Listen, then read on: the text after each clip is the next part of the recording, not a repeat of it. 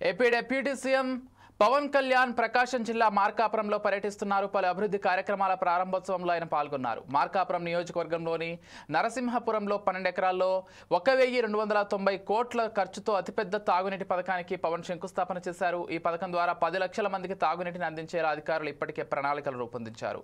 ప్రజలకు శుద్ధి చేసిన తాగునీటిని అందించేందుకు ఈ పథకం చేపట్టబడింది. దీని ద్వారా 31 మండలాల్లో 1387 గ్రామాలకు నీటి కష్టాలు తీరనున్నాయి. శంకుస్థాపన అనంతరం పవన్ బహిరంగ సభలో ప్రసంగించనున్నారు. ఈ సందర్భంగా స్థానిక ప్రజలు, నాయకులు, పార్టీ కార్యకర్తలు పెద్ద సంఖ్యలో సభకు తరలి రానున్నారు.